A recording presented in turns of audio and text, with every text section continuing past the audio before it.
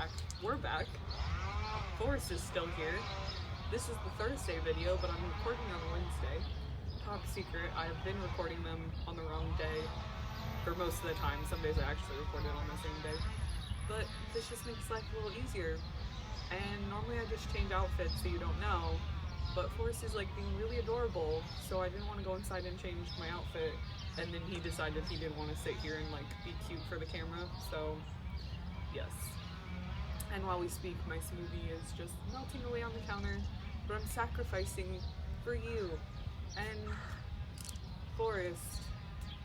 And now he wants to lay here, so that's, oh, Allie still is outside. She's just hiding from him. Good. Okay. Page 188.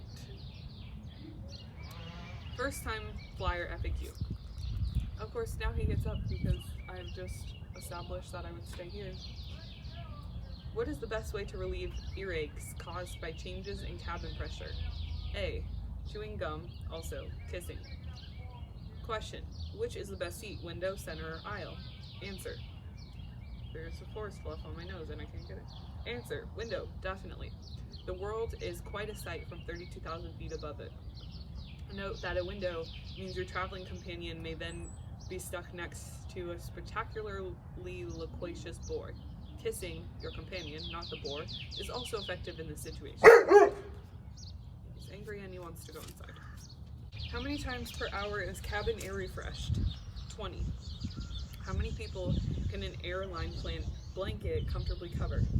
2. Be sure to raise the seat arm between you and snuggle as close as possible for maximum coverage. How is it possible that humans invented something as amazing as an airplane and something as awful as a nuclear bomb? Human beings are mysterious and paradoxical. Will I encounter turbulence? Yes. Into all lives, a little turbulence must fall. The carousel. I've decided baggage carousels are a perfect metaphor for life, Ollie says from atop the edge of the non-moving one. Neither of us have any checked luggage. All I'm carrying is a small backpack with essentials, toothbrush, clean underwear, Lonely Earth Maui guidebook, and The Little Prince. Of course I had to take it with me. I'm going to read it one more time to see how the meaning's changed. When did you decide this? I ask. Just now. He's in a crackpot theory mood, just waiting for me to ask him how to elaborate. Want to give it some more thought before you regale me? I ask. He shakes his head and jumps down right in front of me. I'd like to begin the regaling now, please. I gesture magnanimously for him to continue. You're born, you get thrown onto this crazy contraption called life that just goes around and around. People are the luggage in this theory? Yes. Go on. Sometimes you fall off prematurely. Sometimes you get so damaged by other pieces of luggage falling on your head that you don't really function anymore. Sometimes you get lost or forgotten and go around forever and ever. What about the ones that get picked up? They go on to lead unextraordinary lives in a closet somewhere. I open and close my mouth a few times, unsure where to begin. He takes this as agreement. See? It's flawless. His eyes are laughing at me. Flawless, I say, meaning him and not the theory. I thread my fingers through his and look around. Does it look like you remember? Ollie's been here once before, on a family vacation when he was 10. I don't really remember much. I remember my dad saying it wouldn't kill them to spend a little money on first impressions. The terminal is dotted with greeters. Hawaiian women in long flower-patterned dresses, holding welcome signs and strands of purple and white orchid leis draped over their forearms. The air does not smell like the ocean. It smells industrial, like jet fuel and cleaning products. It's a smell I could come to love because it would mean that I was traveling. All around us, the noise level rises and falls, punctuated by choruses of alohas sung out by greeters and families alike. As first impressions go, this one isn't bad. I wonder how his dad has managed to live in the world all his life without knowing what was precious in it. In your baggage theory, your mom is one of the bags that gets damaged? He nods. And your sister, she's one of the ones that gets lost, goes around and around forever? He nods again. And you? Same as my sister. And your dad? He's the carousel. I shake my head. No, I say, and grab his hand. He doesn't get to have everything, Ollie. I've embarrassed him. He tucks his hand out of mine, moves a small distance away, studies the terminal. You, my dear, need a leg, he says. He nods at a greeter who hasn't yet found her party. I don't, I say. Oh, but you do, he insists. Wait here. He makes his way over to her. At first she shakes her head no, but Ollie persists, as he's wont to do. A few seconds later, they're both looking over at me. I wave to prove to her that I'm nice and friendly, the sort of person you might want to give a free lay to. She relents. Ollie comes back triumphant. I reach out to take it, but he places it over my head instead. You know, lays were traditionally given only to royalty, I say, quoting from my guidebook. He gathers my hair into his hands and caresses the back of my neck before letting the lei fall into place. Who doesn't know that, princess? I finger the strand, feeling as if the lei has transferred some of its beauty to me. Mahalo nua loa, I say. It means thank you very much. You read every single word in that guidebook, didn't you? I nod my head. If I had a suitcase, I say, I would love it. I would shrink wrap it when I traveled. I'd put stickers from every place I'd ever been on it. And when I saw it on the carousel, I would grab it with both hands, and I'd be so happy to have it, because then my adventures could really begin. He looks at me, a non-believer confronted with, if not evidence, then at least the possibility of God. He pulls me into his arms, and we're wrapped around each other, his face buried into my hair, and my face pressed into his chest. No daylight between our bodies. Don't die, he says. I won't, I say back. Madeline's dictionary. Promise. It's a noun that means the lie you want to keep. Here now. According to the guidebook, Maui is shaped like a head. Our cab ride will take us across the neck, along the jawline, over the chin, mouth, nose, and up to the wide forehead. I've booked us into a hotel in Ka'anapali, which is in the skull, just beyond the hairline, geographically speaking. We turn a corner, and suddenly the ocean is just there, running alongside the road to the left of us. It can't be more than 30 feet away. The vast endlessness of it is shocking. Falls off the end of the world. I can't believe I've missed all this, I say. I've missed the whole wide world. Ollie shakes his head. One thing at a time, Maddie. We're here now. I look back at Ollie's ocean eyes, and I'm drowning, surrounded on all sides by water. There's so much to see that it's hard to know what to pay attention to. The world is too big, and there's not enough time for me to see it. Again, he reads my mind. Do you want to stop and look? Yes, please. He asks the driver if it's okay for us to pull over, and he says it's no problem at all. He knows a good place coming up, a park and picnic area. I'm out of the car before the engine's off. The water is just a short walk downhill and then across the sand. Ollie trails the distance behind me. The ocean. It's bluer, bigger, more turbulent than I'd imagined. Wind lifts my hair, scrubs sand and salt against my skin, invades my nose. I wait until I'm down the hill to take off my shoes. I roll my jeans up as far as they'll go. The sand is hot and dry and loose. It waterfalls over my feet and slips through my toes. As I get closer to the water, the sand changes. Now it sticks to my feet, coating them like a second skin. At the water's edge, it changes again and becomes a liquid velvet. My feet leave impressions in this softer mix. Finally, my feet are in the surging water, and then my ankles are, and then my calves. I don't stop moving until the water is up to my knees and soaks my jeans. Be careful, Ollie calls out from somewhere behind me. I'm not sure what he means in this context. Be careful because I may drown? Be careful because I may get sick?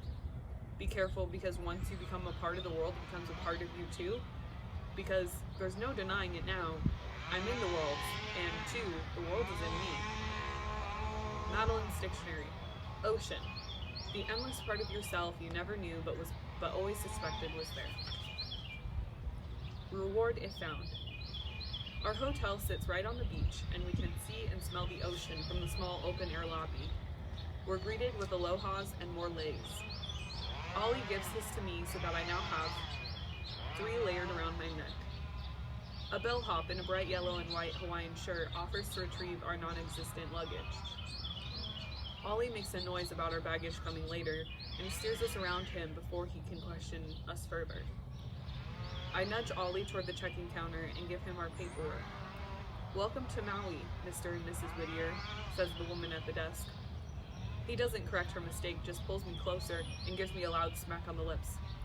"Mahalo very much," he says, grinning wildly. "You'll be joining us for 2 nights. Ollie looks to me for confirmation and I nod. A few keystrokes later, the woman tells us that, though it's still early, our room is already ready. She gives us a key and a property map and tells us about the complimentary continental breakfast buffet. "Enjoy your honeymoon," she winks and sends us on our way. The room is small, very small, and decorated much like the lobby, with teak furniture and large pictures of bright tropical flowers. Our balcony, called the lanai, overlooks a small garden and a parking lot. From the center of the room, I turn a 360 to see what's considered necessary in a temporary home. Television, a small fridge, an enormous closet, a desk, and a chair. I turn another 360, trying to figure out what's missing. "Ollie, where are our beds? Where do we sleep?" He looks momentarily confused until he spots something. "Oh, you mean this?" He walks over to what I thought was an enormous closet, grips the 2 handles near the top, and pulls to reveal bed. "Voila," he says. "The very model of modern-day space-saving efficiency, the height of style and comfort, of convenience and practicality. I give you the Murphy bed." "Who is Murphy?" I asked, still surprised that a bed came out of the wall. "The inventor of this bed," he says, winking. With the bed unfolded, the room feels even smaller. We both stare at it for longer than is strictly necessary. Ollie turns to look at me. I'm blushing even more before he says, "Just the one bed." His voice is neutral, but his eyes aren't. The look in his eyes makes me blush harder. "So," we say simultaneously. We laugh awkward, self-conscious laughs and then laugh at ourselves for being so very awkward and self-conscious. "Where is that guidebook?" he asks, finally breaking eye contact and making a show of looking around the room. He grabs my backpack and digs around, but pulls out the little prints instead of the guide. "I see you brought the essentials," he teases, waving it in the air. He climbs onto the bed and begins lightly bouncing in the middle of it. Murphy Springs protests noisily. "Isn't this your favorite book of all time?" He turns the book over in his hands. "We read this sophomore year. I'm pretty sure I didn't understand it." "You should try again. The meaning changes every time you read it." He looks down at me. "And how many times have you?" "A few." "More or less than 20? "Okay, more than a few." He grins and flips open the front cover. "Property of Madeline Whittier." He turns to the title page and continues reading. "Reward if found. A visit with me, Madeline, to a used bookstore. Snorkel with me, Madeline, off Molokini to spot the Hawaiian state fish." He stops reading aloud, continues silently instead. "When did you write this?" he asks. I start to climb onto the bed, but stop when the room sways a little. I try again and another wave of vertigo unbalances me. I turn and sit facing away from him. My heart squeezes so painfully in my chest that it takes my breath away. Ollie's immediately at my side. "Mad, what is it? What's wrong?" "Oh no, not yet. I'm not ready." "I'm lightheaded," I say. "And my stomach? Do we need to go to the hospital?" My stomach growls loud and long in reply. I look up at him. "I think I'm hungry," we say simultaneously. "Hunger. That's what I'm feeling. I'm not getting sick. I'm just hungry." "I'm starving," I say. "In the last 24 hours, I've had a single bite of chilaquiles and a handful of Nurse Evil's apple slices." Ollie starts laughing. He collapses backward onto the bed. "I've been so worried that something in the air was going to kill you." He presses the heels of his hands to his eyes. "Instead, you're going to starve to death." I've never actually been this hungry before. For the most part, I've always eaten my 3 meals and 2 snacks exactly on time every day. Carla was a big believer in food. Empty tummy, empty head, she'd say. I lie back and laugh along with him. My heart squeezes again, but I ignore it. Remembrance of things present. I feel much better after we grab a quick bite to eat. We need beach gear and, according to Ollie, souvenirs, so we stop in a store called, helpfully, Maui Souvenir Shop and General Store. I don't think I've ever seen so much stuff. I find myself overwhelmed with the sheer volume of it. Stacks and stacks of t-shirts and hats that say Maui or Aloha or some variation of that. Racks of hanging flower-painted dresses in almost every color. Carousel after carousel of tchotchkes, keychains, shot glasses, magnets. One carousel is dedicated solely to surfboard keychains with stenciled names, alphabetically arranged. I search for Oliver or Madeline or Ollie or Maddie, but don't find any. Ollie comes up behind me and wraps a single arm around my waist. I'm standing in front of a wall of calendars featuring shirtless surfers. They're not unattractive. I'm jealous, he murmurs into my ear, and I laugh and rub my hands over his forearm. You should be. I reach for one of the calendars. You're not really. For Carla, I say. Sure. What did you get? I lean my head back against his chest. Seashell necklace for my mom, pineapple ashtray for Kara. Why do people buy all this stuff? He holds me a little tighter. It's not so mysterious, he says. It's so we remember to remember. I turn in his arms, thinking how quickly it's become my favorite place in the world. Familiar, foreign, comforting, and thrilling all at once. I'm going to get this for Carla, I say, brandishing the calendar, and chocolate-covered macadamia nuts, and one of those dresses for myself. What about your mom? What kind of memento do you get for the mother who has loved you your whole life, who has given up the world for you, who you may never see again? Nothing will ever do. Not really. I think back to the old photograph she showed me of all of us in Hawaii. I have no memory of it, no memory of being on that beach with her and my dad and my brother, but she does. She has memories of me, of a life that I don't have at all. I pull away from Ollie and wander around the store. By 18 years old, other teenagers have separated from their parents. They leave home, have separate lives, make separate memories. But not me. My mom and I have shared the same closed space and breathed the same filtered air for so long that it's strange being here without her. It's strange making memories that don't include her. What will she do if I don't make it home? Will she gather her memories of me close? Will she take them out and examine them and live them over and over again? I want to give her something of this time, of my time without her, something to remember me by. I find a carousel with vintage postcards and I tell her the truth. And there's a postcard with to her mom and their address, and then, oh, how I wish you were here. And then there's like a fact from the postcard that says, traditional tiki totem poles are spiritual figures once used to ward off evil spirits. The swimsuit. It's possible that I should have tried on the swimsuit before I bought it. It's not that it doesn't fit, it's that it does, and very closely. Am I really expected to appear in public with so little clothing on? I'm in the bathroom looking between my actual body and my body in the mirror. The suit is a bright pink one-piece with spaghetti straps. The pink is so bright that it gives color to my cheeks. I look flushed, like a rosy-cheeked summer girl who belongs in the sun. Humidity has made my hair bigger than normal. I gather it up and plait it into a long braid to subdue it. I look back to the mirror. The only way to subdue this suit is to wear more, possibly all my clothing at once. I scan my body again. There's really no denying that I have female body parts and legs in this thing. All my parts seem to be in the right proportion and in the right place. I twist a little to confirm that my derriere is covered, and it is, but only just. What would I see in the mirror if I were a normal girl? Would I think that I was too fat or too thin? Would I dislike my hips, my waist, my face? Would I have body image issues? As it stands, my only issue is that I would gladly trade this body for one that works properly. Ollie knocks on the door. Are you snorkeling in there? I do eventually have to leave this bathroom, but I'm too nervous. Will Ollie think all my parts are in the right place? Deep sea fishing, actually. My voice only shakes only slightly. Fantastic. We'll have sushi for... I pull the door open quickly, like ripping off a band-aid.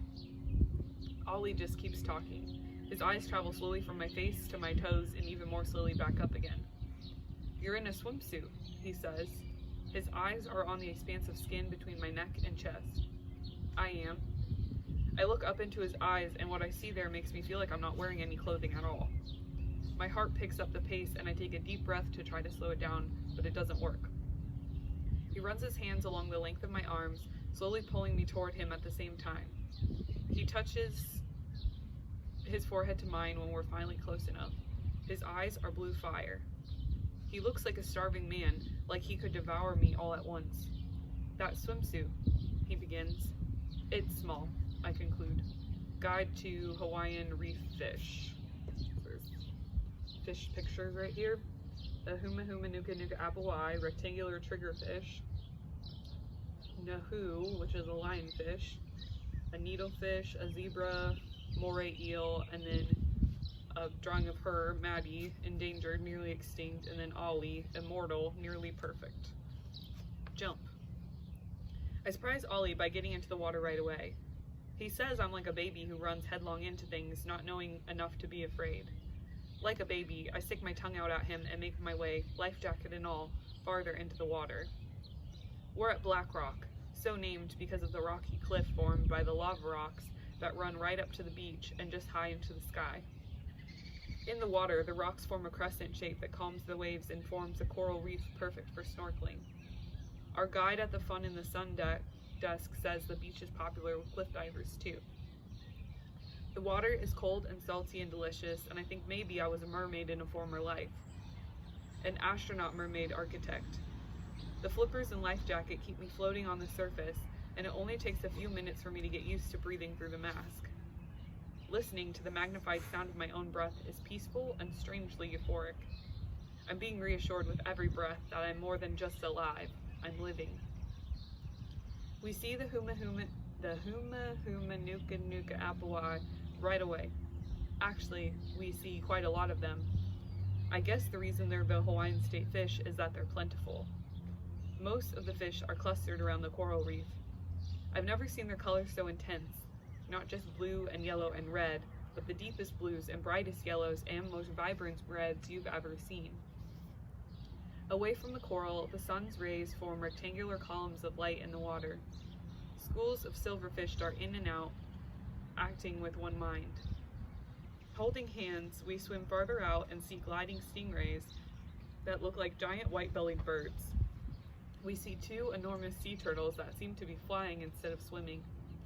Intellectually, I know that they won't hurt us, but they're so big and so obviously belong to this water world, where I do not, that I stop moving, not wanting to attract their attention. I could stay all day, but Ollie eventually tugs me back to shore. He doesn't want us, meaning me, to get burned by the midday sun. Back on the beach, we dry off under a shady tree. I feel Ollie's eyes on me when he thinks I'm not noticing, but we are a mutual admiration society. I'm secretly ogling him too. He's taken off his shirt and is only wearing swim trunks, so I can see the lean, smooth muscles of his shoulders and chest and stomach. I want to memorize the landscape of him with my hands. I shiver and wrap my towel around my body. Ollie misinterprets my shiver and steps close to me to add his towel to my shoulders. His skin smells like the ocean and something else, some indefinable thing that makes him Ollie. I shock myself by wanting to touch my tongue to his chest, to taste the sun and salt to his skin. I drag my eyes away from his chest and look up to his face. He avoids my eyes and wraps the towel tight around me so none of the skin is showing, and then steps away from me. I get the feeling that he's holding himself in check. I'm sure I don't want him to. He looks over to the cliff where people, mostly teenagers, are leaping into the ocean. Want to jump from a big rock? He asks, eyes sparkling. I can't swim, I remind him. A little drowning never hurt anybody, says the boy who once warned me that the sea was merciless and unforgiving. He grabs my hand and we run toward the cliff together. Up close, the rocks look like a hard black sponge. They're sharp against my feet, and it takes me a while to find footholds for each step, but eventually we make it to the top. Ollie's eager to jump. He doesn't even stop to admire the view. Together? He asks, looking down at the sparkling water. Next time, I say. He nods. I'll go first. I won't let you drown.